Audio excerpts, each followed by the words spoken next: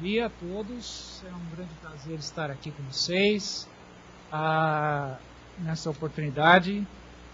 Nós temos uma palestra que é especialmente importante para todos nós, porque todos nós temos família, nos preocupamos com família, e a família, como a gente sabe, é a base da sociedade. Se a família vai bem, o resto vai bem também. Nós temos hoje aqui a doutora Vanessa Alfiero da Rocha, a minha querida amiga, que é juíza de direito titular da 2ª Vara de Família e Sucessões da Comarca de São Vicente, coordenadora do Centro Judiciário de Solução de Conflitos e Cidadania de São Vicente, colaboradora da Coordenadoria da Família e Sucessões do Tribunal de Justiça de São Paulo, colaboradora do Conselho Nacional de Justiça no projeto Oficina de Pais e Filhos, instrutora em Políticas Públicas em Conciliação e Mediação pelo Conselho Nacional de Justiça, treinada em mediação pelo New York Center for Interpersonal Development em Nova York, pós-graduanda em mediação, intervenções sistêmicas para a resolução de conflitos e disputas em diferentes contextos pela PUC de São Paulo. Para quem eu passo a palavra, com bastante prazer. Obrigada. Bom, bom dia a todos. Eu quero agradecer muito a presença de todos e quero agradecer também o convite que me foi feito pelo meu querido amigo Faim, que tem feito muita falta lá em São Vicente, e dizer que ele esqueceu, na verdade, do mais importante que me habilita a estar aqui. Eu sou mãe de 2 crianças maravilhosas, a Nina e o Enzo. Eu acho que isso que faz toda a diferença, né, quando a gente lida com as famílias.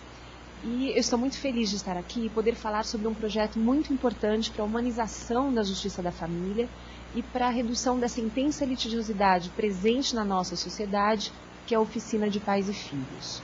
Nós vemos atualmente uma sociedade extremamente litigiosa. As pessoas brigam pelos mais variados motivos, não conseguem resolver os seus conflitos, e nós nos deparamos com brigas no trânsito, brigas no trabalho, brigas na escola. Mas de todas essas brigas, a briga que mais causa impacto na vida da pessoa é a briga dentro da nossa família, a briga dentro de casa. Augusto Cury tem até uma frase muito interessante. Ele fala que você pode enfrentar uma guerra no trabalho, mas se chega em casa e encontra paz, você é um ser humano feliz. Porém, se você encontra paz fora de casa e guerra em casa, a infelicidade é sua amiga. E é isso mesmo, nós precisamos de paz para sermos felizes, e essa litigiosidade presente nas famílias é extremamente prejudicial, não só para os adultos, mas principalmente para as crianças e os adolescentes, que são seres ainda em fase de formação e precisam de uma certa tranquilidade para poderem se desenvolver emocionalmente bem. Então, a proposta dessa oficina de pais e filhos é justamente reduzir essa intensa litigiosidade presente nas famílias, tratando o conflito familiar de uma forma diferente, uma forma mais empática, com mais compaixão. Então, a Oficina de Pais e Filhos é um programa educacional que foi feito com base na experiência de outros países, como Estados Unidos e Canadá, e que visa justamente a tratar esse conflito familiar de uma forma diferente, auxiliando os pais a entenderem a importância deles afastarem os filhos dos seus próprios conflitos, para que eles não tenham muitos traumas nesta fase difícil de reorganização familiar, oriunda de um divórcio ou de uma dissolução de um estado. Então, o objetivo primordial da oficina é responsabilizar os pais pela vida dos filhos e empoderar os pais para que eles tenham condições de resolver os seus próprios conflitos emocionais, sem necessidade da intervenção constante do Poder Judiciário e sem maiores prejuízos para os seus filhos. Então, na Oficina dos Pais, nós abordamos 3 temas principais. Primeiro tema, quais são os efeitos negativos que os conflitos dos pais geram para os filhos. O segundo tema, quais são as boas práticas parentais, ou seja, o que os pais podem fazer para ajudar os filhos a superarem essa fase de reorganização familiar. E o terceiro tema, que são algumas abordagens de questões jurídicas, então, o que é guarda, visitas, alimentos, alienação parental e outras questões que os pais devem se deparar quando eles terminam um relacionamento amoroso que redundou no nascimento de filhos. E temos também a Oficina dos Filhos, que é destinada aos filhos desses pais que estão em fase de reorganização familiar, de 6 até 17 anos de idade. E esta oficina visa justamente amparar os filhos, para mostrar para eles que existem coisas que eles podem fazer também para se sentirem melhor que eles têm os seus direitos, inclusive o direito de não presenciar a briga dos pais, o direito de não ser utilizado como mensageiro, o direito de não ser utilizado como espião, e a gente pretende passar uma mensagem bastante otimista e positiva para os filhos, de que da mesma forma que outras crianças, outros adolescentes enfrentaram essa mesma situação e conseguiram superá-la, eles também conseguirão. Então, esta oficina de pais e filhos, que é um projeto do Conselho Nacional de Justiça, e por mim coordenado, com a ajuda até de psicólogos, já foi implantado inicialmente em São Vicente e os resultados têm sido fantásticos. As famílias têm conseguido conversar melhor, nós encontramos até alguns casos de reconciliação, casais que depois de submeterem a oficina resolveram se reconciliar. Então, diante dessa experiência, o Conselho Nacional de Justiça pretende, a partir do mês que vem, levar esta oficina para as outras comarcas do nosso país, com o intuito de reduzir aí essa litigiosidade tão presente nas famílias. E para que todos tenham uma ideia do que é uma oficina de pais, eu vou fazer agora uma pequena simulação mostrando todos os materiais que são empregados também nessa oficina, para que todos vejam como nós pretendemos fazer a diferença na vida dessas pessoas que têm algum conflito jurídico relacionado à reorganização familiar. Então, no caso de São Vicente, nós encaminhamos todas as famílias que apresentam algum conflito jurídico para a oficina de pais e filhos, que foi projetada para uma única sessão com 4 horas de duração. As famílias são encaminhadas no mesmo dia e os integrantes vão no mesmo dia da oficina para que eles recebam aquela mensagem de que, a despeito do divórcio dos pais, os pais continuam, ou pelo menos devem continuar unidos, pensando no bem-estar dos filhos. Lá na oficina, a família é dividida em salas separadas. Então, o casal é separado em 2 salas para que a oficina não seja palco de brigas, discussões, e também para que a presença de um não interfira, não iniba o outro nos momentos da oficina destinados a alguma interação.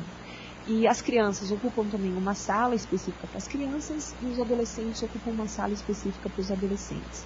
Nos últimos 30 minutos dessas 4 horas, as famílias se reencontram, ocupam o mesmo espaço, recebem um lanche convívio, até para que elas possam conviver, né, depois de toda aquela experiência emocional que elas passaram ali na oficina, e elas assistem ao último vídeo, que é um vídeo bem interessante da Irlanda, que mostra com bastante otimismo também que é possível, a despeito da separação dos pais, todos serem felizes novamente, cada um no seu espaço.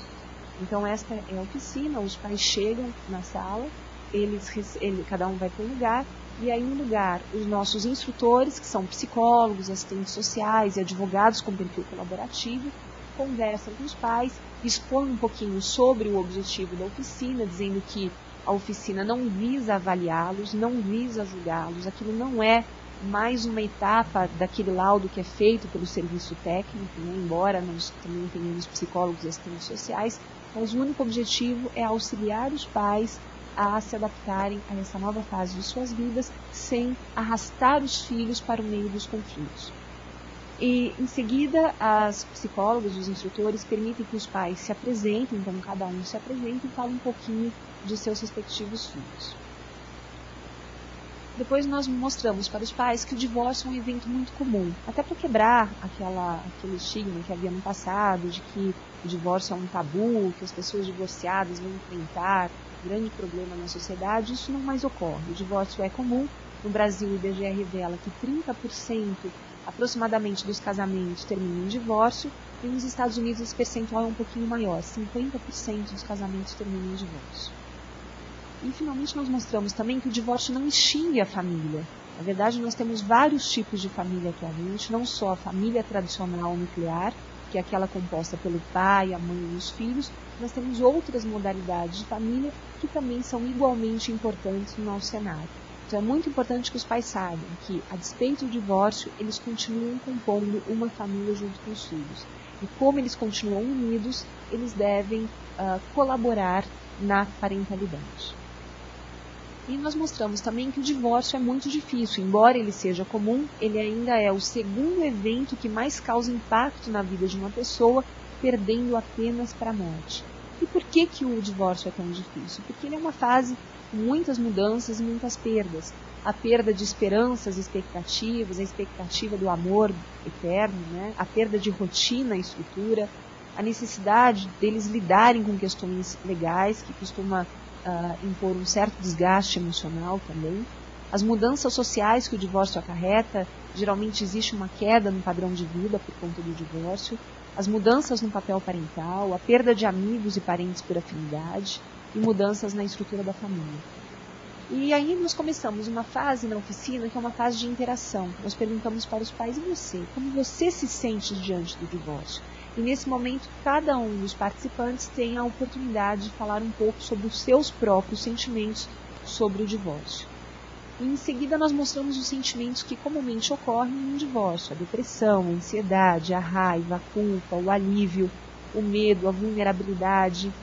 E em seguida nós mostramos para os pais, e fazemos questão de enfatizar isso, que embora o divórcio seja um momento muito difícil para eles, que seja extremamente compreensível, que eles se preocupem muito com o que eles estão passando, eles não podem se esquecer que existem outras pessoas que não optaram pelo divórcio e que, no entanto, são inexoravelmente abatidas pelo divórcio, que são os filhos. E os filhos também sofrem com o divórcio dos pais.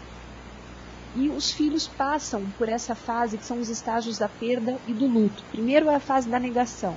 O filho fala, o papai foi só viajar, na verdade não houve ainda o divórcio. O filho não admite que tenha havido aquela nova situação. O segundo estágio é a raiva, mas como vocês puderam fazer isso comigo? Né? E o terceiro estágio é aquela negociação. Se eu fizer a lição de casa, será que vocês voltam a viver juntos? E essa fase da negociação é muito interessante e ela está diretamente relacionada com o egocentrismo da criança. A criança acha que tudo acontece por conta dela. Então, da mesma forma que ela acha que o divórcio muitas vezes ocorreu por culpa dela, por conta de alguma conduta que ela tenha tido, ela também acha que a reconciliação dos pais depende dela. E é muito importante que os pais tenham ciência disso, não só para que eles identifiquem o estágio em que seus filhos se encontram, mas que eles deixem muito claro para os filhos que o divórcio não é culpa dos filhos e que nada que os filhos possam fazer interferirá na decisão deles de se reconciliarem ou não.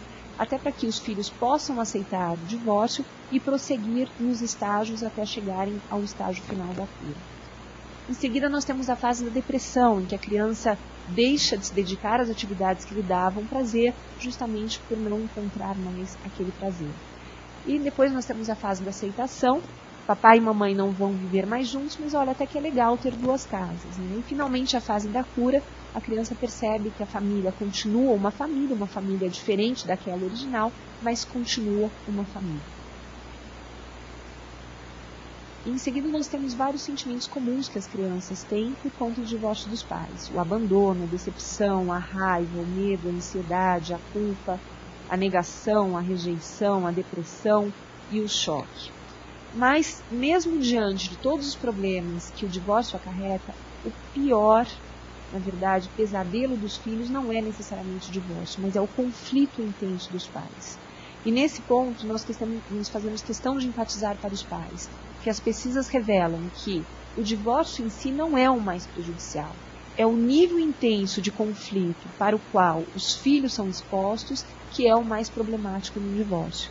Então, até muitas pesquisas demonstram que as crianças cujos pais continuam casados, mas no nível intenso de conflito, elas têm muito mais prejuízo do que as crianças cujos pais se divorciaram e por conta do divórcio cessaram o conflito e a exposição dos filhos ao conflito.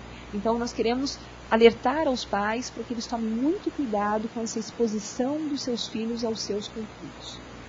E depois, em seguida, nós mostramos também para os pais como eles arrastam os filhos para os conflitos.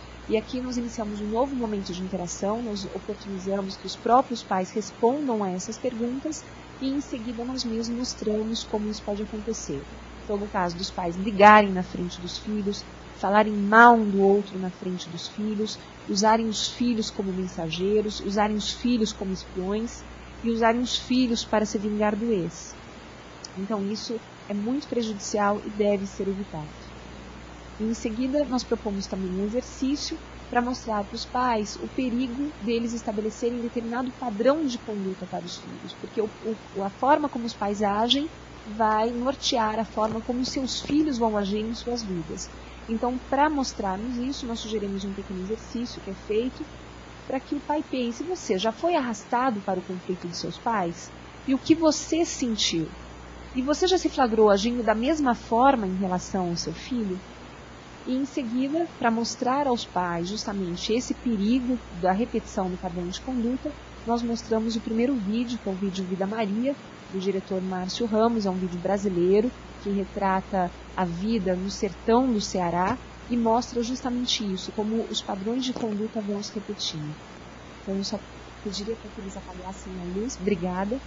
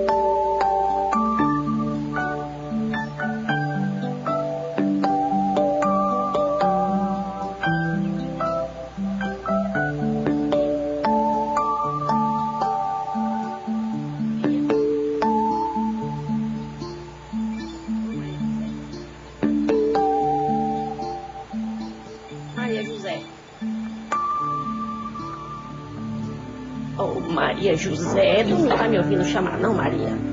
Tu não sabe que aqui não é lugar pra tu ficar agora? Em vez de ficar perdendo tempo desenhando o nome, vai lá pra fora arranjar o que fazer, vá. Tem um pátio pra varrer, tem que levar água pro bicho. Vai, menina, vê se tu me ajuda, Maria José.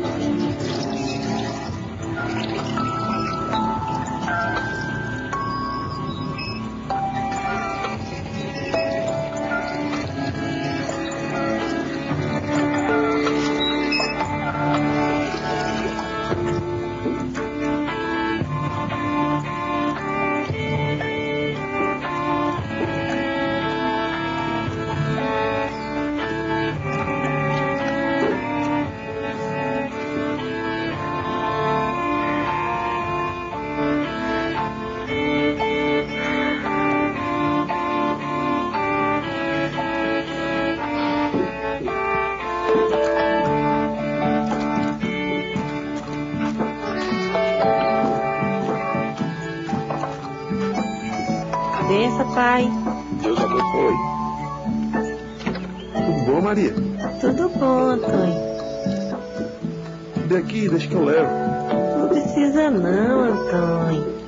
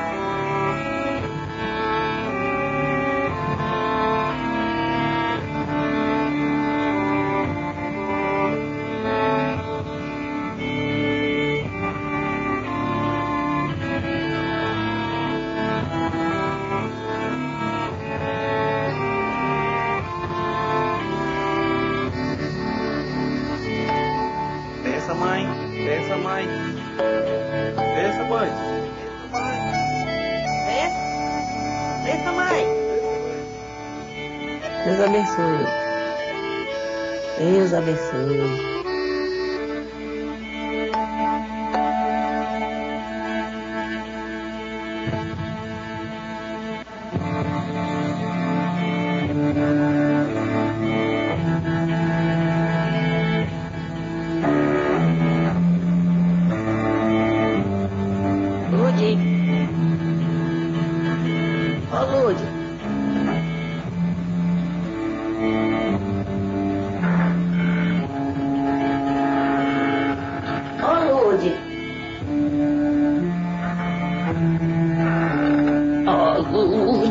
Me ouvindo chamar não, Lourdes?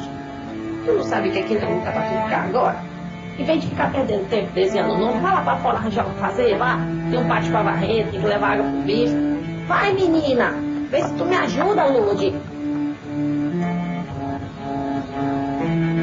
Fica aí fazendo nada. Desenhando o nome.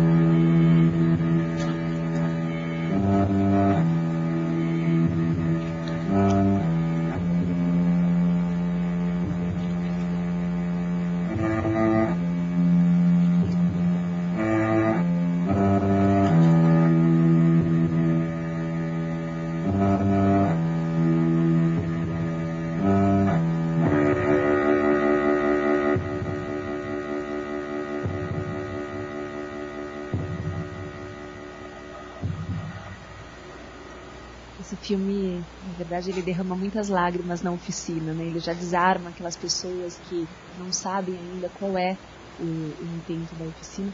Poderia ser muitas vezes, obrigada. Mas ele reflete com muita exatidão exatamente isso, o perigo da repetição desse padrão de conduta. A Maria, a primeira Maria, ela faleceu, mas aquela conduta que ela passou para a filha continuou viva através da filha e da neta. E quantas Marias já não enfrentaram essa mesma situação e tentaram assinar ali o livrinho, né, de caligrafia. Então é isso que nós queremos mostrar para os pais, para eles tomarem muito cuidado como eles vão resolver os seus conflitos, porque se eles brigarem, se eles se agredirem, é assim que os seus filhos vão aprender também como se resolvem os conflitos.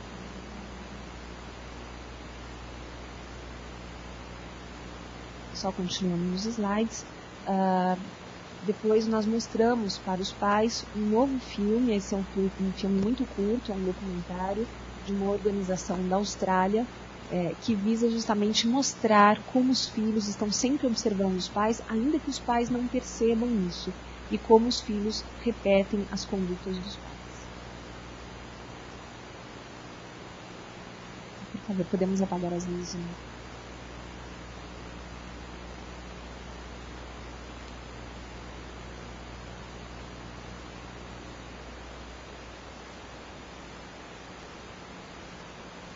Nós estamos com um pequeno problema técnico aqui.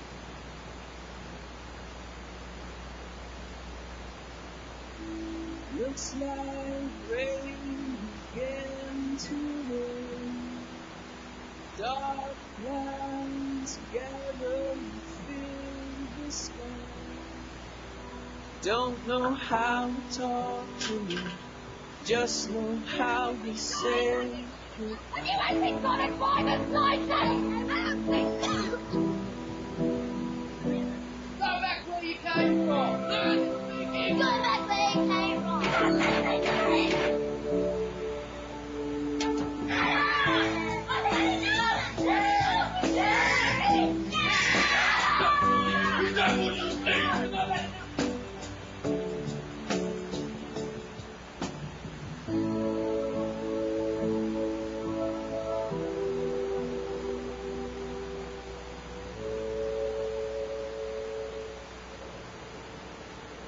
Então, nós procuramos enfatizar muito essa questão. E em seguida nós mostramos para os pais e por que o seu conflito com o ex é tão prejudicial para o seu filho, por que nós falamos tanto em preservar os filhos dos conflitos. E aí nós mostramos através de um vídeo também curto que foi elaborado pela produtora 4.2 especialmente para a oficina de pais e filhos.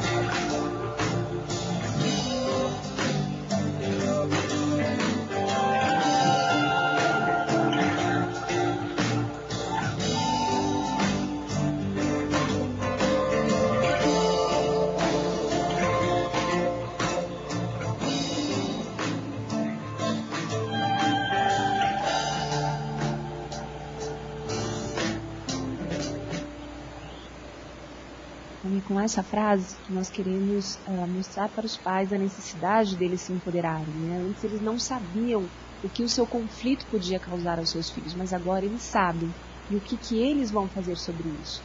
E aí nós começamos uma segunda etapa da oficina, que é justamente mostrar para os pais o que eles podem fazer para ajudar os filhos a se adaptarem melhor a essa nova fase. Então, o primeiro passo, o primeiro foco que o pai deve ter é nele mesmo, você. Então o pai precisa estar bem com ele mesmo para que ele possa ajudar os filhos. Então como ele pode estar bem? Garantindo a sua segurança, principalmente contra qualquer tipo de ameaça física, emocional, para que ele possa dar todo o respaldo para o filho. Permitindo-se um tempo, até porque as pesquisas revelam que as pessoas levam muito tempo para se adaptarem ao divórcio. Então permita-se um tempo, né, o tempo do luto. Reflita sobre o passado para ter um futuro melhor. Pergunte-se o que deu certo, o que não deu certo, com que tipo de pessoa eu me relaciono melhor, até para que os erros que eventualmente tenham sido cometidos não se repitam no próximo relacionamento. Administre as mudanças no orçamento familiar. até diante da queda no padrão de vida que o divórcio acaba acarretando. Mude o foco da relação conjugal para a relação parental. E, neste aspecto, os nossos instrutores procuram dedicar muito tempo para que os pais entendam a necessidade desta importância de distinguir a relação conjugal para a relação parental. Foque suas qualidades, cuide de sua saúde física e mental, dormindo bem, fazendo exercícios físicos, fazendo refeições saudáveis, afastando-se dos vícios, continuando a rir, recuperando-se antes de entrar em um novo relacionamento e meditando. E nessa parte da oficina, nós temos a felicidade de contar com uma de nossas instrutoras. Ela é uma psicóloga que viveu muitos anos na Índia, então ela entra na oficina e faz uma meditação com os pais, até para que eles levem essa técnica de meditação nas suas vidas e possam lidar com uma forma diferente, né, para dissolver aí eventual raiva que possa aparecer. Então nós gravamos um vídeo, não mostraremos agora porque também não dispomos de todo o tempo da oficina, mas aqueles que queiram implantar a oficina e não tenham uma profissional que faça a meditação guiada, eles podem se valer desse vídeo. E nós mostramos também para os pais quando é o caso de se procurar ajuda profissional, ajuda de um psicólogo, que não é sinal de fraqueza, muito pelo contrário, é um sinal de força e às vezes a pessoa vai precisar contar com esse tipo de ajuda. Então, no caso de sentimentos prolongados de tristeza, raiva, ressentimento, desamparo, desespero, retiro prolongado das atividades sociais, significante não planejado ganho ou redução de peso, uso ou abuso excessivo de álcool ou outras substâncias, uso frequente de boletins de ocorrência ou do Poder Judiciário, são aqueles casos que eles até colecionam os boletins de ocorrência, né? Muito frequentemente estamos numa audiência, o advogado vem pela ordem, excelência, eu tenho com um boletim de ocorrência, aí vem outro advogado pela ordem, eu tenho 2 boletins de ocorrência. Então fica aquela disputa, quem tem mais boletim de ocorrência, né? Cada visita é um boletim de ocorrência. Então isso é um sinal de que a pessoa não está conseguindo administrar com tempo a sua raiva e que talvez ela precise também de uma ajuda psicológica. Um aumento de queixas físicas, como dores de cabeça, dores abdominais ou dores nas costas, falta de habilidade para cuidar dos filhos, como um dia a pessoa foi capaz de cuidar, e perda de interesse em permanecer com as pessoas amadas. Então, essas seriam as hipóteses em que a pessoa precisaria de uma ajuda profissional. O segundo foco, para que a pessoa possa ter em mente, para ela ajudar o filho, é justamente o filho. Então, o primeiro conhecimento que nós passamos é: conheça e respeite o direito de seus filhos, até para que o pai saiba quais são esses direitos e possa respeitá-los. Então, o seu filho tem direito de sentir-se como ele se sente sobre o divórcio dos pais, expressar o seu sentimento, formular perguntas sobre o que vai acontecer e por quê, amar e ser amado pelo pai e pela mãe sem necessidade de escolher lados, sentir-se seguro, conversar com alguém se ele precisar de ajuda, não tomar partido, não levar mensagem de um pai para o outro, não ouvir um dos pais falar mal do outro, não ser usado como tábua de salvação por um dos pais e não ter preocupação de adulto. Então é importante que os pais saibam que todos esses são os direitos de seus filhos. E como os direitos de seu filho são violados, e aqui nós passamos um depoimento de uma filha. Ela passou 17 anos de sua vida envolta nos conflitos dos pais. Os pais se divorciaram, foi até um divórcio consensual quando ela tinha 3 anos, mas a despeito do divórcio ter sido consensual, eles continuaram brigando até os 20 anos de idade. Então ela fala todos os atos que foram cometidos e que violaram os seus direitos, né? Até a alienação parental foi praticada.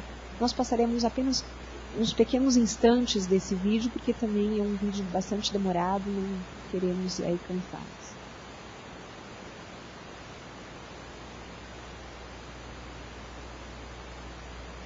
Eu tenho 20 anos, eu faço faculdade e hoje em dia eu moro com meu pai.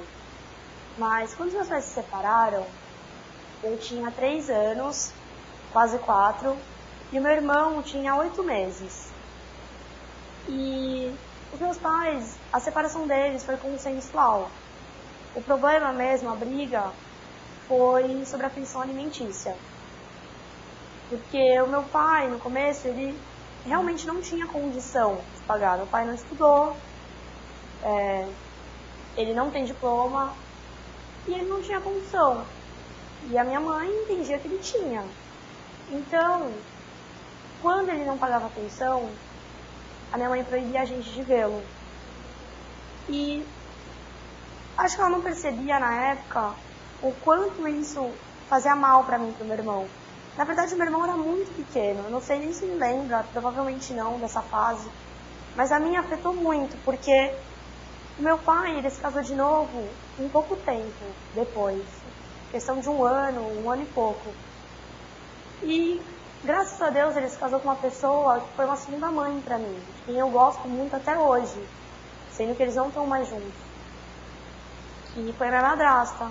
E, junto com ela, vieram os 2 filhos dela. E no começo, eu lembro, eu tinha uns 5 anos, eu fiquei muito apreensiva quando meu pai me falou que eu ia conhecer eles. Eu pensei que eu ia perder o meu pai, porque ele tinha uma família nova e a minha mãe não, então eu não sabia como era isso. Só que quando eu conheci eles, eu lembro que foi muito bom, porque a gente se identificou bastante, a gente tem idades parecidas. E quando a minha mãe me proibia de ver meu pai, ela não me proibia só de ver meu pai. Ela me proibia de ver meu pai, a minha madrasta, e os meus irmãos. E aí, já era conturbada essa situação, porque eu não entendia, eu tinha 5, 6 anos, e eu nem sabia o que era dinheiro na época. Uma criança, ela não sabe que adultos têm contas para pagar, e todos esses problemas. Minha mãe conta de uma vez que ela falou pra mim que ela estava sem dinheiro, e aí eu falei pra ela, mas, vamos no caixa eletrônico. Como se fosse a coisa mais fácil do mundo, sabe? Então, eu não entendia a seriedade da situação. E eu era colocada no meio disso.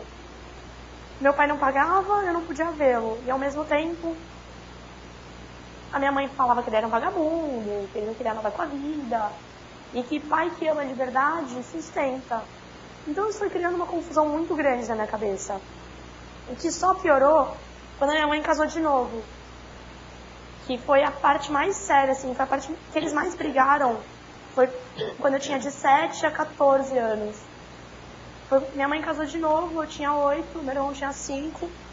E, infelizmente, a relação que eu tive e tenho até hoje com meu padrasto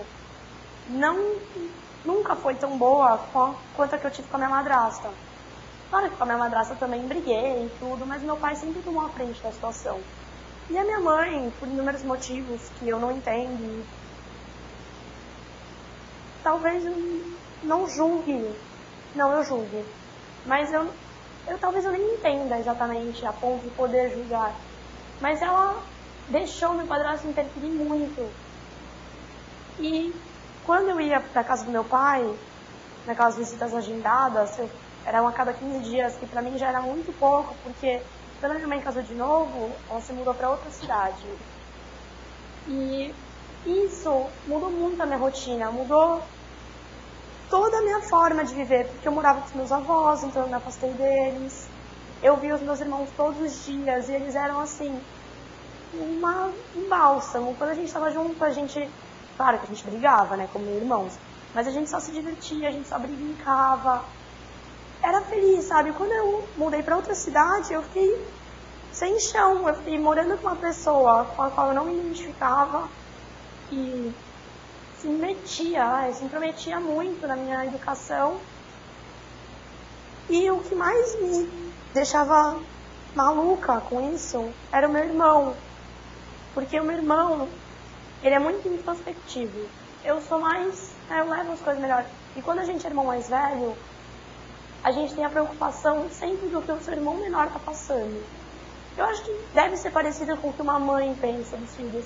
A gente sempre tenta mostrar que tá tudo bem com a gente, pra dar força para eles. Quando na verdade a gente está tão perdido, ou até mais perdido, por ter no ombro o peso não só da sua dor, como da dor dele também. Na verdade, o depoimento é grande, são 20 minutos, mas ele emociona todos os minutos, né? E todos os pais se identificam e acabam identificando algum momento do depoimento para suas vidas. E em seguida nós mostramos para os pais como o direito dos filhos são violados através dos jogos que alguns pais jogam. Então nós temos o jogo sujo, aquele pai que fala, se você não pagar a pensão alimentícia, não vai ver o seu filho, e que aliás é muito comum nas nossas audiências.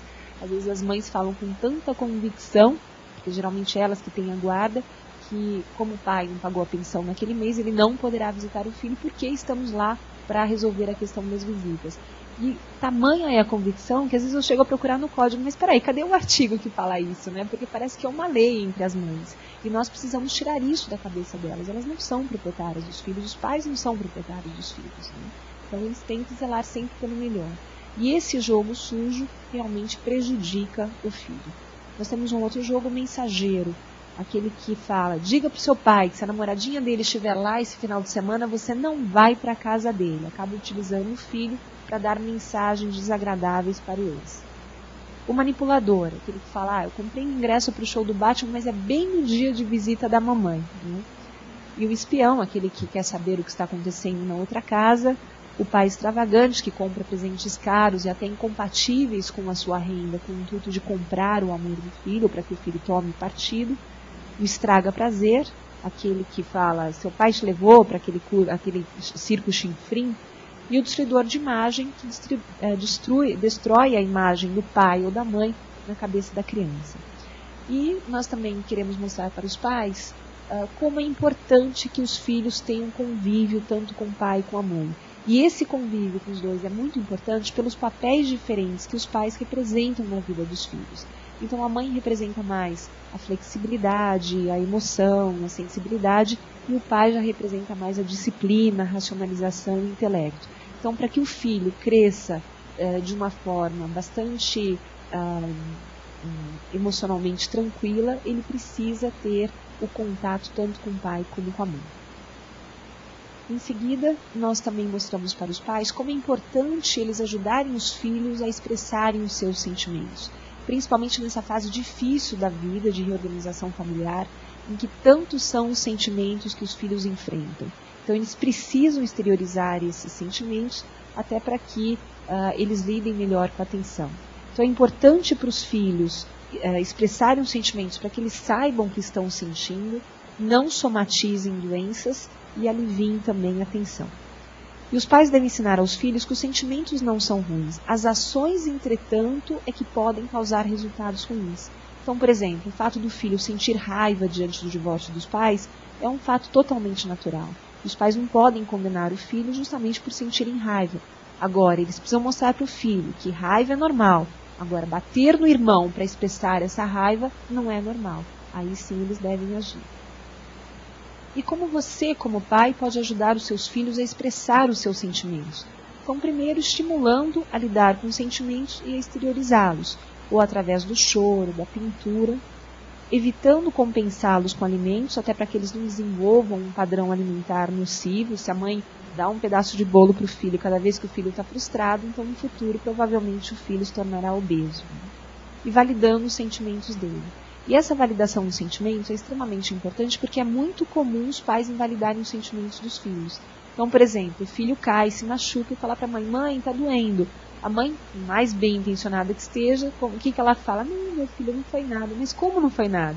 Para a mãe que teve as dores do parto e tantas outras dores na vida, aquilo pode não ter sido nada. Mas para o filho, aquilo representou um sentimento forte. Ou um outro exemplo, o filho chega desconsolado para a mãe, mãe, a professora brigou comigo. E a mãe com o dedo em rixo já fala, mas o que você fez? Bom, isso daí, esse tipo de conduta acaba inibindo o filho. Se ele queria falar mais alguma coisa, ele já não vai falar mais nada. E é muito importante que ele continue falando nessa fase difícil que ele enfrenta por conta do divórcio dos pais. Então nós procuramos mostrar para os pais como validar os sentimentos dos filhos, até para que os filhos se sintam melhor nessa fase difícil. E depois nós mostramos um vídeo muito curto, que foi também feito especialmente para a oficina, como os pais invalidam os sentimentos dos filhos.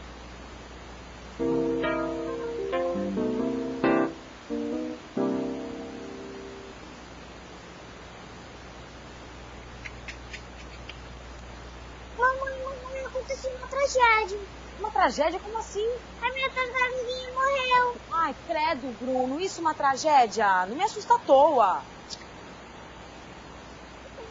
Ai, não acredito que você vai chorar por causa disso. Eu já falei que homem não chora, depois eu compro outra. Eu não quero outra, eu quero minha tartaruguinha, eu quero aquela. Ah, então eu não posso fazer nada.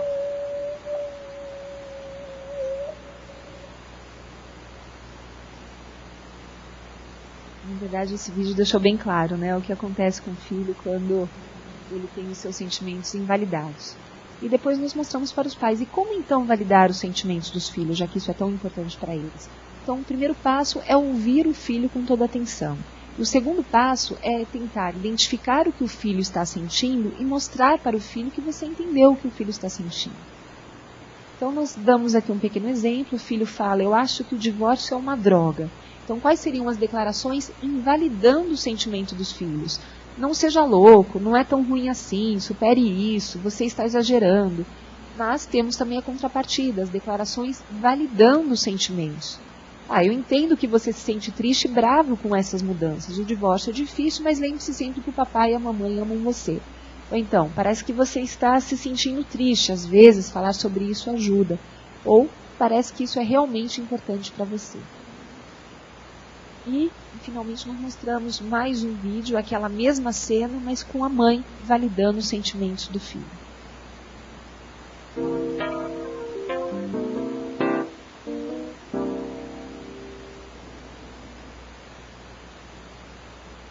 Mamãe, aconteceu uma grande tragédia, uma tartaruguinha que achei morrendo. Ai, filho, não acredito, que triste. Eu brincava todo dia com ela.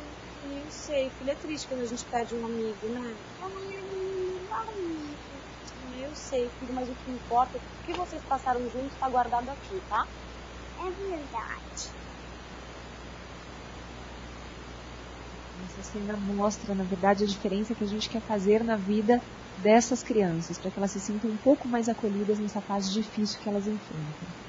E logo após mostrarmos essas duas cenas, nós propomos um exercício para os filhos, para que eles, ou melhor, um exercício para os pais, para que eles tenham oportunidade de colocar em prática essas habilidades que nós passamos. Então, o exercício é reconhecendo os sentimentos. Esse exercício é levado para casa, o primeiro exercício é feito em conjunto na sala com os instrutores, e em seguida eles levam para casa. Então, por exemplo, o filho diz, o motorista do ônibus gritou comigo e todo mundo riu. Então, qual o exercício? Identificar uma palavra que descreva o que ele pode estar sentindo, no caso é vergonha. E, em seguida, use a palavra em uma frase que mostre que você entendeu o sentimento. Então, por exemplo, isso deve ter causado muita vergonha em você. E isso já faz toda a diferença na percepção de acolhida que o filho tem. E nós mostramos também para os pais quando eles devem procurar ajuda psicológica para o filho. Então, no caso de períodos prolongados de tristeza ou raiva, dificuldade prolongada para dormir, pesadelos frequentes, comportamento de regressão persistente, o filho retorna às etapas anteriores de progresso nas suas habilidades, expressão do desejo de se ferir, aqui tem que procurar ajuda imediatamente, mudança significativa no aproveitamento escolar, falta de vontade de participar daquelas atividades que o filho anteriormente gostava, recusa de passar um tempo com um dos pais, mudança de comportamento significativa e prolongada, um aumento de queixas físicas, como dores de cabeça, dores de estômago. E em seguida nós propomos também mais um exercício para os pais, e aqui é uma autoavaliação. Eles não precisam fazer esse exercício em voz alta na sala, eles têm até levado esse exercício para casa, até para que eles vejam com tranquilidade se eles já estão ajudando seus filhos ou se eles estão violando o direito de seus filhos. Então, por exemplo, o pai lê a frase, eu digo ao meu filho que o divórcio não foi culpa dele, até para ele verificar se ele já está praticando essa habilidade ou se ele precisa praticá-la um pouco mais veemente. E o terceiro foco é o pai ou a mãe de seu filho. E aqui é muito interessante, nós nos baseamos num livro, que é um livro muito famoso, da Constance Adams, uma socióloga norte-americana, escreveu esse livro na década de 90, que é O Bom Divórcio. E ela fala basicamente isso no seu livro, que ainda que o casamento tenha sido péssimo, horroroso, ainda é possível que o divórcio seja bom. E o que vai determinar se o divórcio é um divórcio bom ou não, na percepção dos filhos, é aquele nível de conflito que nós já falamos.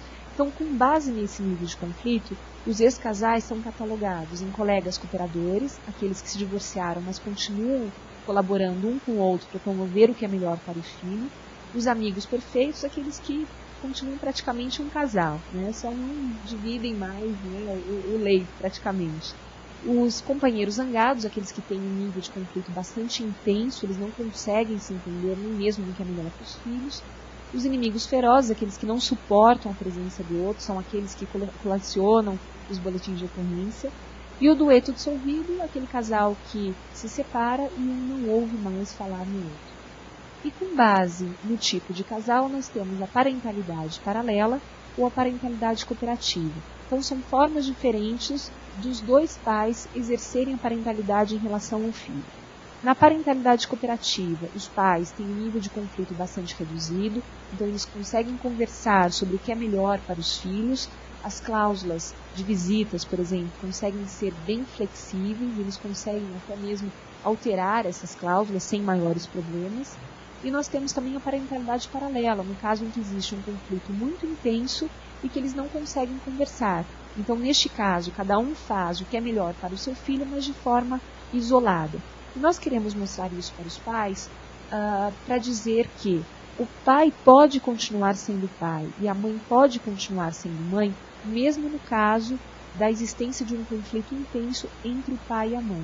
Então, esse conflito não pode ser motivo para que o pai ou a mãe sejam excluídos da vida do filho, porque há formas de conciliarmos o exercício tanto da paternidade como da maternidade. Então, por exemplo, no caso do pai, que vai buscar a criança na casa da mãe para visitar a criança e sempre tem briga, então vamos mudar esse sistema, vamos adaptar a parentalidade paralela. Para evitar essa briga que é tão prejudicial para os filhos, vamos estabelecer que o pai vai buscar a criança na escola, não tendo contato assim com a mãe. Então, só para que eles entendam isso, que existe uma forma diferente deles exercerem a parentalidade. Eles não precisam ser amigos para que os filhos tenham sempre proveito.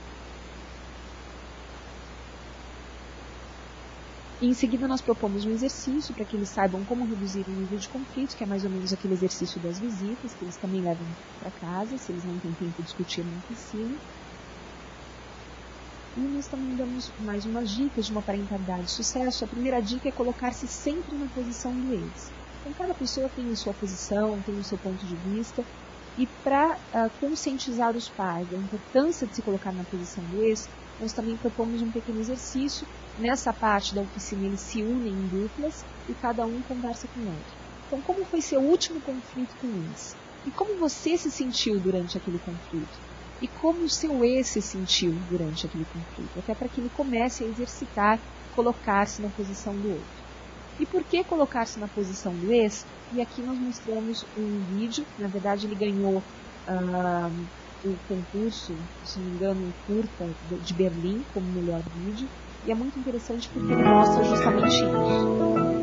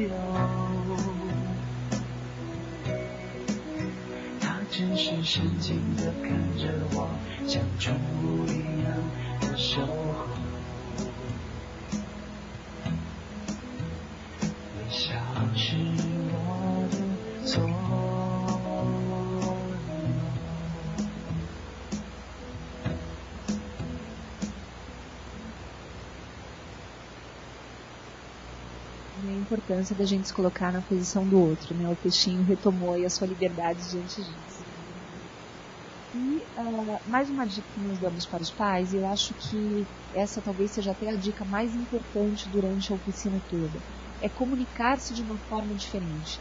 Existe uma forma diferente de se comunicar, que é a comunicação não violenta, é uma comunicação que foi desenvolvida por um norte-americano, Marshall Rosenberg. Ele é um pacifista internacional. Então, diante dessas técnicas que ele desenvolveu para pessoas se comunicar diferente, ele frequenta, na verdade, o mundo inteiro tentando resolver esses conflitos. Então, ele vai em algumas tribos africanas, em Israel, em vários lugares onde existe uma comunicação violenta, para tentar transformar essa comunicação em não violenta. E nós elaboramos um vídeo, e esse é um dos últimos vídeos, é um vídeo que foi feito também especialmente para a oficina, e ele mostra como as pessoas podem ter uma vida diferente, uma vida melhor, se elas se comunicarem diferente.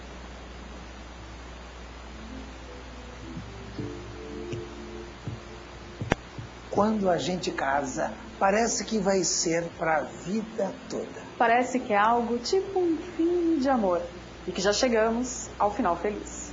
Depois vem os filhos e a gente percebe que amar é algo incondicional. Nada mais incrível do que ser pai ou mãe. Só que é muito normal que com o passar dos dias, semanas, meses e anos, a gente mude. Eu mudei. Ele mudou. Você também mudou. Mas isso não é nada demais. Não deveria ser nenhum problema. Alguns casais conseguem lidar com isso e se adaptar. Mas outros não. E o filme de amor vira um drama. E às vezes até um filme de terror.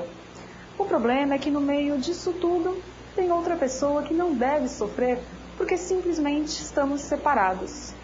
O bem-estar e desenvolvimento emocional das crianças deveria estar em primeiro lugar.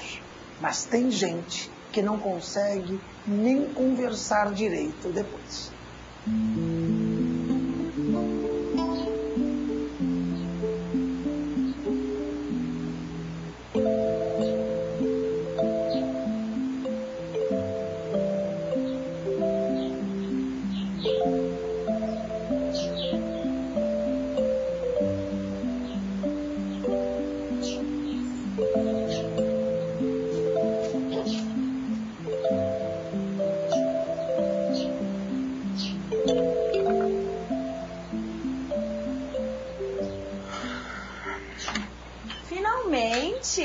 Chegou no horário hoje, né?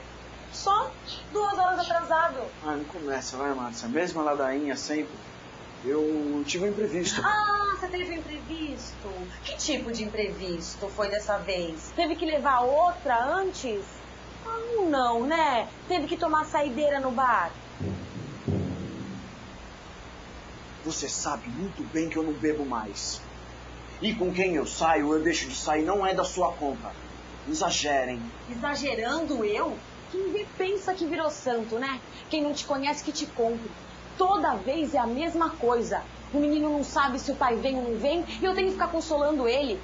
É assim, será que meu pai ainda gosta de mim? Será que meu pai me esqueceu? Será que meu pai não liga pra mim? É muito fácil só chegar nessas horas, né? Você é um péssimo pai. Eu sou um péssimo pai? Quem quis o divórcio foi você, sua louca. Você é uma barraqueira que adora confusão. Tudo é motivo, né? Aposto que fica aí o dia todo colocando coisa na cabeça do menino, enchendo a cabeça dele de minhoca, falando que eu não presto. Eu não falo nada. E você não tá aí, você não sabe das coisas. Vamos me dizer que além de vagabundo, você virou um adivinho? Olha que interessante, né? Você agora pode ser vidente e começar a ler a mão das pessoas. E quem sabe assim você pode pagar uma pensão decente? Ah, é? Então conversa com a minha mão, Márcia. Ô filho, vamos, vai. A gente já tá atrasado. Não. Você não vai levar o menino hoje. O tempo já acabou, demorou demais. A gente já combinou, a gente vai no cinema. E outra, só pra te lembrar, você ainda não pagou a pensão esse mês.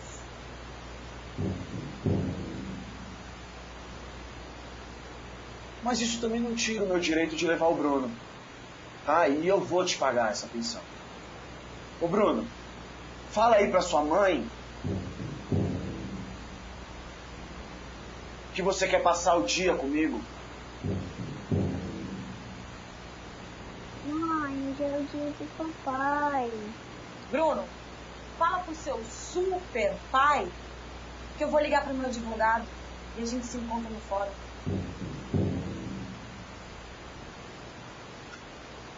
Tá bom, então. Bruno, vai. Anda, vamos, filho. Chega dessa conversa.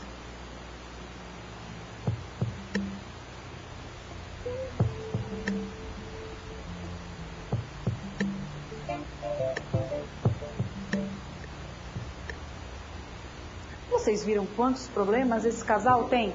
Que tipo de conselhos poderiam ajudá-los? Será que alguém tem razão nessa briga? Será que alguém ganha alguma coisa agindo dessa forma? Vamos tentar entender um pouco o que se passa na cabeça de cada um. Que droga, viu? Nem ver meu filho, mas eu posso. É duro ter que encarar a Márcia toda vez que eu vou buscar o Bruno. Eu nem me importaria de pagar a pensão se eu soubesse que o dinheiro vai pro meu filho. Mas cada vez que eu apareço lá, ela tá com um sapato novo, uma bolsa nova, um celular mais moderno. Isso me tira do sério. Tenho certeza que ela me provoca para ver se eu perco o controle e fico como vilão da história. Para perder o direito de ver o Bruninho. Eu tenho que ser mais esperto que ela. Sabe, doutor, eu preciso tomar uma atitude em relação ao Jorge. Ele aparece quando bem entende, isso quando aparece, né? É um irresponsável, não tá nem aí pro próprio filho. Aposto que ele deixa o menino jogando videogame o dia todo e só comendo porcaria. E ainda diz que eu que sou culpada do divórcio, sendo que ele que sempre foi um péssimo pai, um péssimo marido. Parece que faz só pra cumprir tabela, sabe, por obrigação. Vive reclamando que tá sem dinheiro, mas tá na gandaia sempre que eu sei. E ainda deposita aquela mixaria de pensão todo mês, né? Isso porque sempre atrasa. Tenho certeza que ele faz isso só pra ficar com uma barraqueira da história e ainda pegar o Bruninho de mim. Mas eu preciso ser mais esperta que ele. O que é isso que você falou? Eu queria que me pôr de menino na cozinha. Eu odeio coisa desse tipo. Sempre estou. Eu fico que nem uma bolinha de tudo, lado pro outro. Mas eu vou levar uma raquetada. Desses coisas super. Eu queria ser bonzinho. Assim como eles começassem a brigar, eu ia aparecer. Eu queria que fosse bonzinho.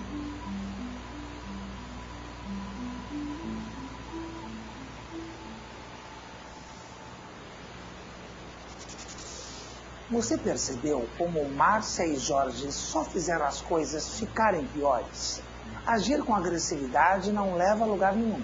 É ruim para o pai, para a mãe e principalmente para o filho, que acaba pensando que é o culpado pelas discussões do casal. Brigar na justiça por causa das visitas deve ficar sempre em último caso. Isso pode criar mais raiva entre as partes e só piorar as brigas. Há muitas outras coisas que os pais que não convivem podem fazer para lidar melhor com suas diferenças, reduzir o conflito e ajudar seus filhos.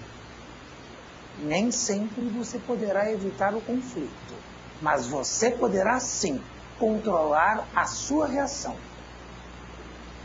Respire fundo. Concentre-se, não fique na defensiva. Aceite a preocupação do outro. Tente esclarecer os fatos. Pergunte-se: o que meu filho precisa? Quais as necessidades do outro pai? Não critique, não culpe, não julgue. Isso não resolve o conflito. Só piora. Ao invés disso, use a comunicação não violenta. A comunicação não violenta é uma forma de resolver o conflito com criatividade, ouvindo a outra pessoa e fazendo com que ela te ouça. Assim, todos saem ganhando, principalmente o seu filho. Tudo o que você precisa fazer é seguir os 4 passos da comunicação não violenta. Primeiro, observe sem julgar. Segundo, descreva como você se sente. Terceiro, diga o que você precisa. 4, faça um pedido específico e realizável. Observe o que está acontecendo. O que você vê o outro dizer ou fazer que é positivo ou negativo para a sua vida? Sentimento. Identifique como você se sente ao observar aquela situação. Frustrado, bravo, assustado, feliz. Necessidade. Descubra o que você precisa para melhorar o que você sente. Pedido. Diga o que você quer que o outro faça. Não tenha receio, vergonha ou orgulho de pedir. Quando você transmite uma mensagem com esses componentes, conseguirá identificar as suas próprias necessidades e as possíveis soluções para que elas sejam atendidas. Parece bobagem dizer isso, mas se você não souber direito o que você quer, o que você precisa, fica muito difícil para o outro descobrir. Dessa maneira, fica mais fácil a compreensão de ambas as partes. E quando a outra parte é ouvida e atendida, ela certamente irá colaborar. Quer ver um exemplo? Quer ver um exemplo disso na prática?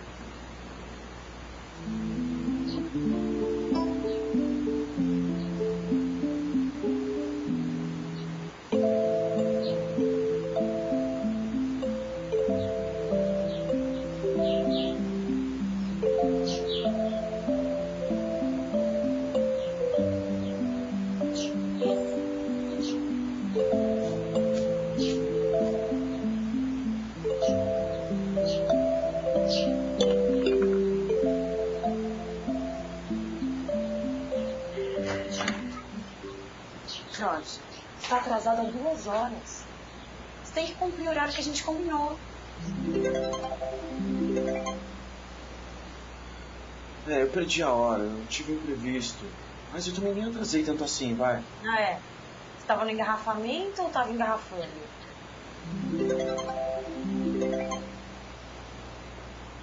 Olha, Márcia, desculpa se eu te causei algum transtorno. A reunião atrasou. Tá, eu devia ter ligado avisando que eu ia demorar um pouquinho. Ah, mas você não causou nenhum transtorno pra mim. Você tem que se desculpar com seu filho. Sou eu que fico ouvindo ele perguntando: mãe, meu pai não vem? Meu pai esqueceu de mim? Meu pai não vai chegar? Sabe, Jorge, ser pai é mais que isso. Você tem que se mostrar presente. Mostrar que mesmo não morando mais com ele, você tá ali. Você tá com ele. E se você marcou às 10, você tem que chegar às 10. Então, o que você está me dizendo é que o nosso filho sente muito a minha falta e que fica triste quando eu atraso?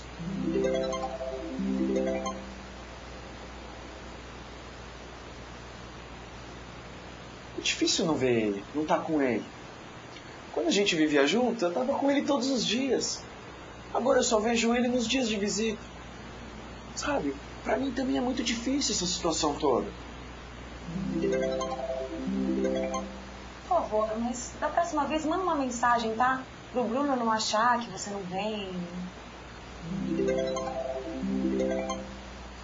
Ok, desculpa, falha minha, você tem razão.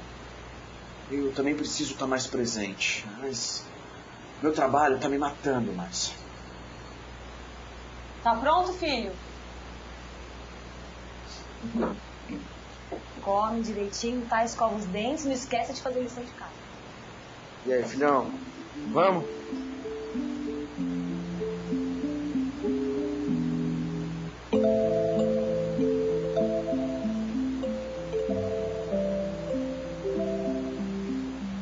Viu como não é tão difícil? Primeiro a Márcia observou sem julgar. Tá atrasado há 2 horas. Você tem que cumprir o horário que a gente combinou. Ela descreveu como se sente. Ah, mas você não causou nenhum transtorno pra mim. Você tem que se desculpar com seu filho. Sou eu que fico ouvindo ele perguntando: mãe, meu pai não vem? Meu pai esqueceu de mim? Em seguida, ela disse o que precisava. Sabe, Jorge, ser pai é mais que isso. Você tem que se mostrar presente. Mostrar que mesmo não morando mais com ele, você tá ali. Você tá com ele. E Márcia também fez um pedido específico e realizável. Por favor, mas da próxima vez manda uma mensagem, tá? Pro Bruno não achar que você não vem. Você ficará surpreso com os resultados da aplicação dessas técnicas. Você vai ver como conseguirá manter uma conversa civilizada, sem agressões. Lembre-se, se você seguir esses conselhos, as coisas não serão tão fáceis ou perfeitas, mas com certeza serão muito melhores.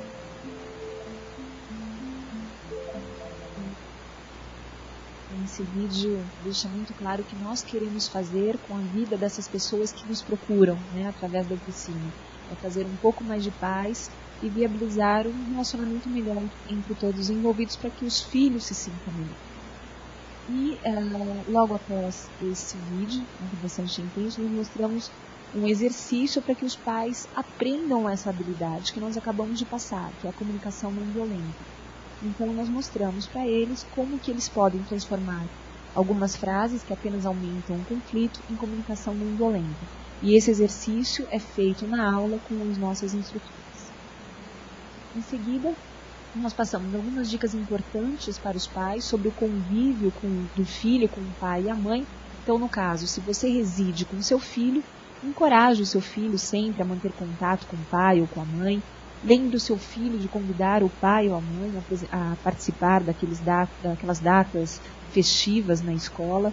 Informe o ex sobre as questões médicas, atividades escolares, eventos importantes para o filho. Não interrogue o filho, não faça presunções nem tome conclusões precipitadas. Então, por exemplo, após uma visita, se o filho vier um pouco triste, não vai já achar que o pai está fazendo alguma coisa de irregular com o filho. Converse com o filho, converse com esse e procure ver o que realmente está acontecendo. E se você não reside com seu filho, seja pontual durante as visitas, até para que seu filho não fique lá frustrado, esperando o seu comparecimento. Transforme a sua casa na casa de seu filho, mantendo fotos, pinturas e desenhos dele, até para que ele se sinta também em casa quando estiver na sua casa. Não delegue seu filho para terceiros durante as visitas. Explique para o seu filho as regras da sua casa, principalmente se elas forem muito diferentes das regras da casa onde o seu filho mora. Introduza o seu filho à sua vizinhança. Participe da vida escolar e extracurricular de seu filho. Evite comprar o amor de seu filho. Mantenha um contato regular com o seu filho. Respeite as necessidades de seu filho. Então, no caso de um filho adolescente, por exemplo, que bem no dia da visita do pai quer sair com os amigos. Então, vai lá, leve o filho para sair com os amigos, né? Tente tornar esse momento de convívio também agradável para o seu filho. Não entre em pânico, não fique bravo, nem se sinta insultado se seu filho chorar e pedir pelo pai ou pela mãe durante o seu tempo de convivência com ele.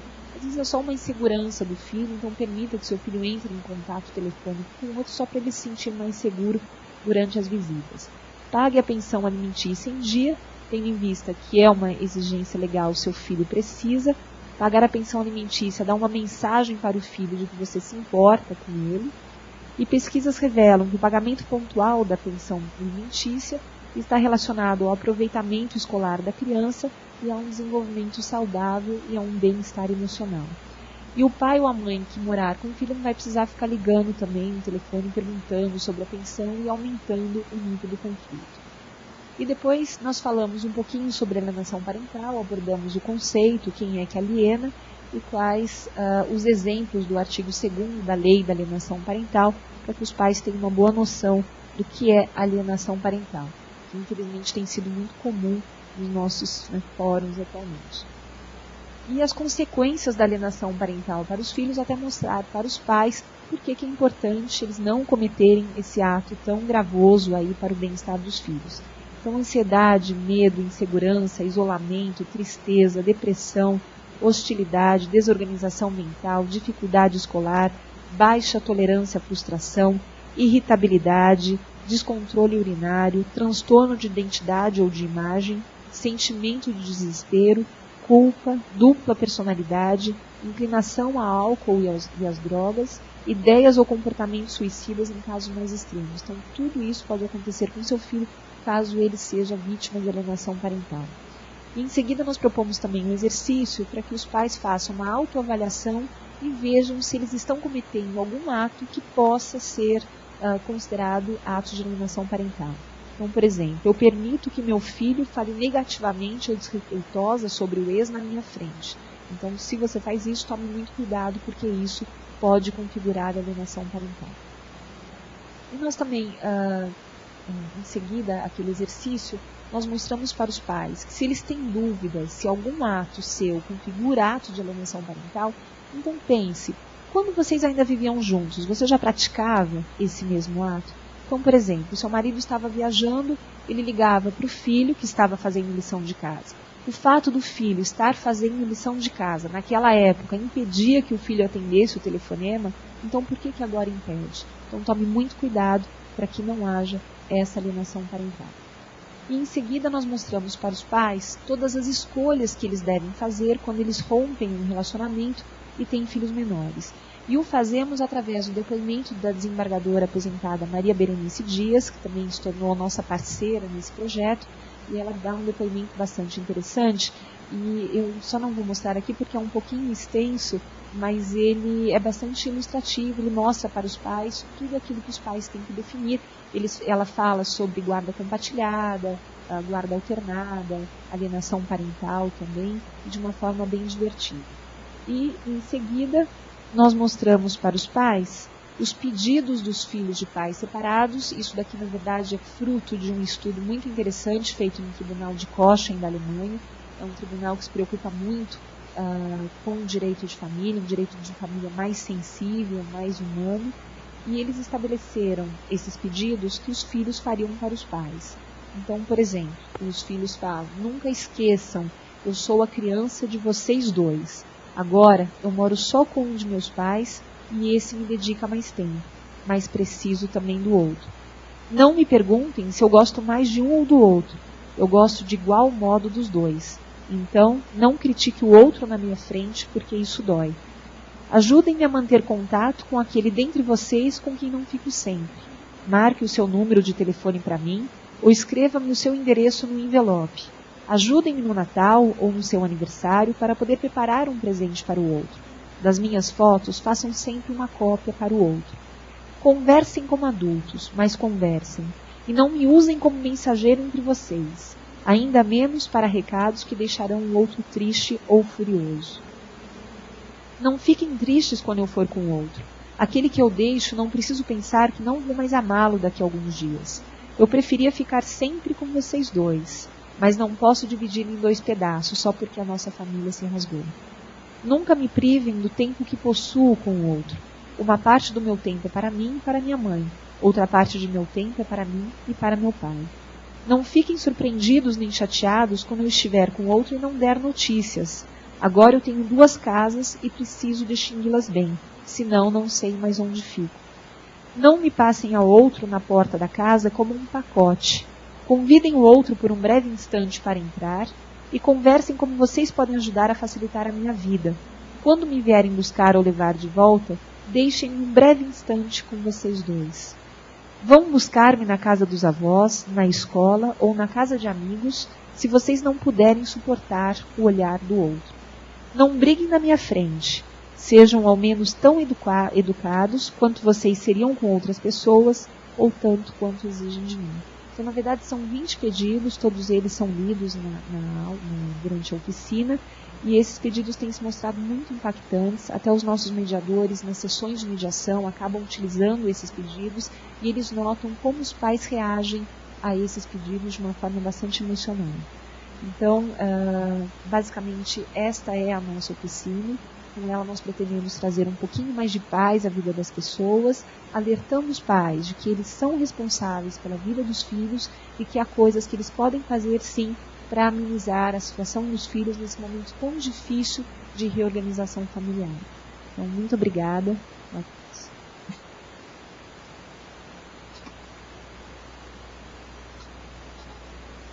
Gostaria de convidar o diretor cultural, Dr. Nilson Conte, para sentar-se conosco. Eu não estou surpreso com o seu preparo. Na verdade, eu já tinha ciência dele, mas eu não imaginei o nível de capricho que vocês estão trabalhando. Estou extremamente impressionado com a qualidade de um trabalho que você está fazendo aqui no Brasil. Né? A gente sinto que está havendo uma mudança, né, nos brasileiros. A gente costuma não valorizar muito o que é nosso, né, mas a gente pode ter muito orgulho do que é nosso, que realmente não é bem feito. Gostaria de abrir espaço para as perguntas, comentários. Vamos começar a passar a palavra para o nosso diretor cultural. Apenas ratifico as suas palavras, a minha enorme colaboração aí. nosso sistema de palestras à distância. E tem uma palestra, como bem dito aqui, com muito capricho e muito conteúdo aí, e muito útil para os nossos colegas, principalmente aqui que trabalham na área da família. Eu só agradeço a presença, esperamos poder contar com outras oportunidades em assuntos tão relevantes como esse. Obrigado, agradeço muito. Eu acho que as pessoas que vão assistir, eles gostariam de saber se seria possível ter acesso a esses vídeos, a essa informação. Existe algum site, alguma forma de encontrar? Sim, na verdade, o Conselho Nacional de Justiça fará o lançamento oficial desse projeto no próximo mês. E no próximo mês, as cartilhas que são destinadas aos pais e aos filhos durante as oficinas serão lançadas pelo Ministério da Justiça e pelo Conselho Nacional de Justiça. E eles pretendem distribuir essas cartilhas para todos os juízes de família do Brasil. Quanto ao material, nós estamos acrescentando alguns vídeos da TV Globo. A TV Globo é a nossa nova parceira nesta oficina. Ela cedeu algumas cenas da novela Salve Jorge, que retrata casos de alienação parental. Então, tão logo nós tenhamos esses vídeos incorporados, nós faremos um link, talvez pelo sistema Sky Live, junto ao sistema do CNJ, e para que todos os juízes tenham acesso a esse material. E aqueles do Estado de São Paulo que queiram esse material, através da Coordenadoria da Família e Sucessão do Tribunal de Justiça, nós já estamos distribuindo para viabilizar a implantação imediata da oficina. Muito bem. Vai haver treinamentos também para os juízes? Nós já temos uma equipe em São Vicente, nós colocamos a nossa equipe à disposição, todos aqueles que queiram encaminhar as suas equipes para São Vicente poderão fazê-lo para que nós possamos fazer esse treinamento. De qualquer forma, eu estou finalizando uma cartilha, que é uma cartilha do instrutor, e essa cartilha contém todos os passos necessários para a implantação de uma oficina. E a implantação é muito fácil, nós já estabelecemos esse tipo de material para facilitar que qualquer pessoa possa implantar uma oficina. Agradecemos a presença de todos, parabenizamos novamente a empresa Vanessa pelo seu trabalho. É interessante que isso está surgindo no São Vicente, a primeira cidade do Brasil, né? E continua com o seu pioneirismo. Parabéns, muito obrigado. Vamos por encerrado, então. Pois não, tem uma pergunta. Um minutinho só que ele vai passar o microfone. Bom dia. Existe uma meta do CNJ de formação de conciliadores e mediadores de conflito, onde eles lidam muito superficialmente, e esse tema vem bem nesse sentido. Existe algum curso já específico para quem tem interesse em se formar nessa parte do conflito, do familiar, já disposto assim, para poder se incluir, fazer o curso imediato, ou só em São Vicente? Na verdade, a Escola Paulista da Magistratura está organizando novos cursos para a formação de conciliadores e mediadores e já está prevendo um capítulo específico de oficina de pais e filhos para que eles tenham noção desse novo sistema de agir. Até porque em São Vicente nós procuramos conjugar esta oficina com a conciliação. Então, alguns de nossos conciliadores fazem os encaminhamentos e aqueles que não fazem os encaminhamentos recebem as famílias que já vêm da oficina de pais e filhos. Então é muito importante que eles saibam mesmo o teor dessa oficina para que eles possam conversar com os pais e até entabular um acordo depois da oficina. Então já existe essa previsão. Obrigado.